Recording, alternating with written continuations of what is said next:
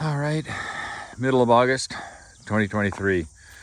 This is going to be a 1-year video, and by that this means this is a project. It's called the Wildflower project. And what I mean by that is this is my mound system. It goes from about there, about 100 plus feet over there. And it's about 50 feet deep. One of the things I've always wanted to do once the house got done was to put in wildflowers. You heard me, prairie wildflowers. Now they're gorgeous, but they're not the kind of thing you can just take a pot, plant it, and you're done. The ground has to essentially be sterilized. And by sterilized, I mean no competing vegetation. And there's a few ways you can do that. One, you can smother it. I'm going to smother it. But in addition, some people use a chemical process where you wipe it out using something like Roundup. And for those of you who are not familiar with Roundup, this is Roundup. Now, Roundup has a bad reputation. People say it causes cancers and lymphomas. Well, if you look for the science on that, there isn't any. These are speculation. Now, I still respect all chemicals. I don't misuse them. I don't overuse them. I think they should be selectively used when it's appropriate. And of course, I think this is appropriate. So as you can see, when you use Roundup or any herbicide or any spray, the wind's not blowing. You do not want to use a spray, and Roundup is a spray. You mix it and you put it in a sprayer when it's windy, because then it gets sent all over the area where you don't want it to go. Now, it is a herbicide.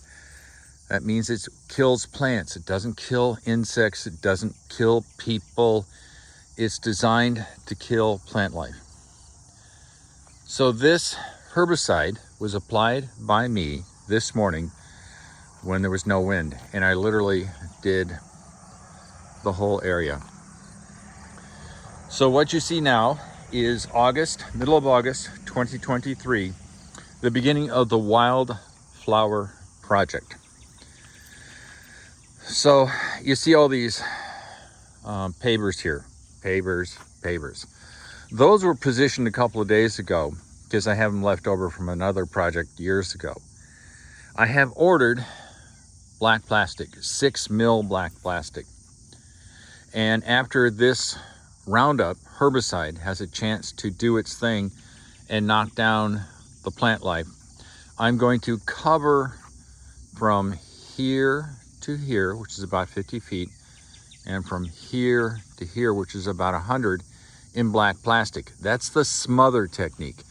So a couple of techniques. You got the herbicide technique, which I'm using, and the smother technique. I'm combining the two because I think it's like belt and suspenders. Use both for their strengths. Now, the herbicide will knock down the plant life, make it easier to cover in the black plastic. The pavers will be used to hold the black plastic down, because here comes the kicker. This is a minimum, in terms of preparation, a minimum of 12 months, 1 year.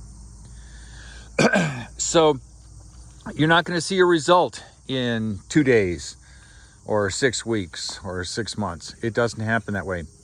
This has to be sterilized so that the delicate wildflower seeds don't have any competition. Wildflowers are very resilient, awesome plants. They're gorgeous. They're native to the Midwest, but they are delicate and they cannot compete with anything. So you have to give them a sterile seed bed. So, like I said, the herbicide's been applied. It'll sit for 7 or 10 days. Then the black plastic will be covered, be weighted down with the pavers, because obviously it gets windy and rains, and you want the black plastic to be secured on the ground so that it smothers, keeps all the light from the ground. So all this vegetable material, plant material, really dies. I mean, it's toast. So in about 12 months, which will be August, September of next year, 2024, the black plastic will be rolled up, peeled up, used for some other purpose. Not going to throw it away. And then there'll be this sterilized area. Then it would be planted with an annual rye which is a cover plant, nurse plant. And the purpose of the annual rye with the wildflower seeds is that the annual rye stabilizes the sterilized ground. It's an annual, so it'll be good for midsummer, late summer, spring, and that's it. Then it will die because it's an annual, it's not a perennial, it doesn't come back. And then the wildflower seeds, which are going to be placed all over the ground, will then slowly work their way into the ground because the ground freezes and thaws, and that causes cracks where the wildflower seeds go into. Then in the spring of, 2025, I need to get projects that don't take so long. The wildflowers will then start appearing. Now, it is difficult to determine whether it's a weed or a wildflower. It's almost impossible. But the plan is by 2025, we should have a crop of wildflowers here. And the idea being that if you're sitting on the patio and just relaxing with your tomato plants and doing all that cool stuff, you can look out over this mound system, which isn't good for anything else other than it's a way of handling sewage, and look at all these pretty wildflowers. Then you'll have the trees in the background. It should be very nice. And then I'll have to go through the process of maintaining the wildflowers. A lot of people will burn prairies because realize this is a prairie plant. Now, you can burn the whole thing, which is somewhat dangerous, especially if it's dry, or you can just take a propane burner and just burn each area. And that's part of the renewal process for prairie. So that's what we're looking at. Hopefully the next video will show the impact of the herbicide, assuming I applied it correctly. Realize trying to spray a herbicide without a colorant means there's going to be areas where I don't hit everything correctly. So there might be some green areas left amidst all the dead brown plant matter. And if there is, well, I have a choice. Depending on what the weather's like, I can come out and touch the spots that were missed. And then wait another week or so, and we'll probably be looking at mid-September. Cover it with the black plastic, let it sit for at least a year, make sure that it's totally sterilized, roll it up, and then in the 2024, like I said, we'll end up planting an annual rye, which is a temporary soil stabilizer, and the wildflower seeds, which require wintering over in 2024 in order to make their way into the ground. And then in spring of 2025, they'll start to come out, grow, and hopefully take hold of the mound system. Boy, it's a gamble. There's no way of predicting that it'll work, but I suspect that if I'm competent, thorough, complete, do my job, it should work out great. It'd certainly be a lot prettier than the weeds, although the weeds are nice, don't get me wrong. I like the weeds, but I want to do something different. I want to have something where people come out on the patio and go, well, love the landscaping, love the patio, really like the wildflowers. It's a classic Midwest process.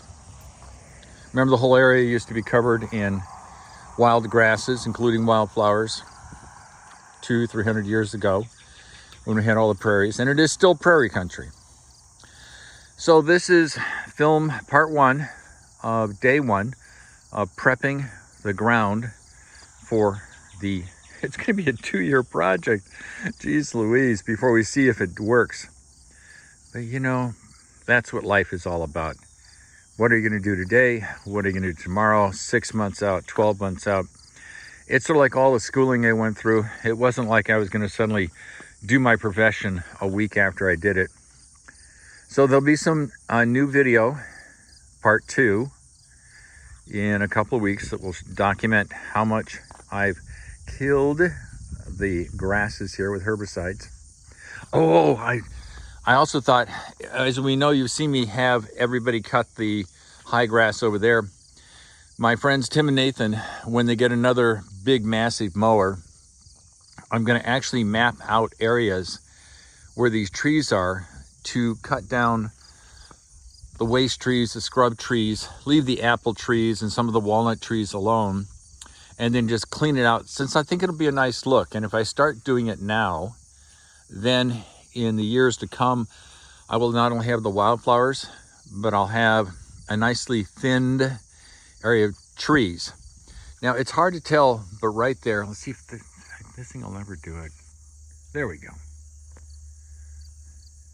As you're looking over here, that's a walnut tree. How did it get there? Heck if I know. But I've got a number of walnut trees here, and the goal is to protect them. Walnut trees obviously can live for hundreds of years. The goal is to make them part of the landscaping and natural landscaping philosophy and go from there.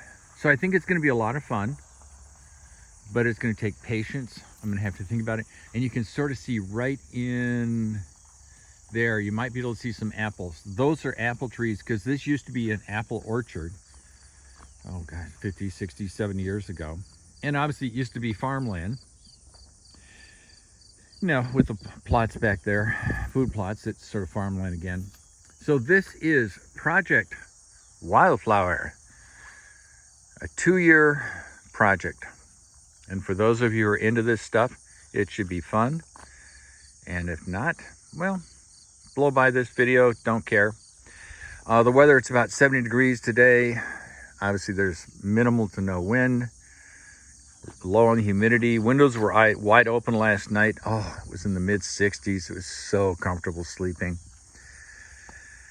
And no rain in the forecast, because obviously you can't use a herbicide if it's going to rain. That's a bad. It rained about 5 inches ago. 5 inches of rain, about a week ago. So plenty of moisture in the ground. And that's what we're going on. I love you all. I hope this was helpful to somebody. I hope it inspires someone who says, geez, I'm willing to spend 2 years to plant an area so it can be in wildflowers. In 2 years, we'll know whether I'm crazy or not, but I can already tell you now, I'm a little crazy. Love y'all. Peace out.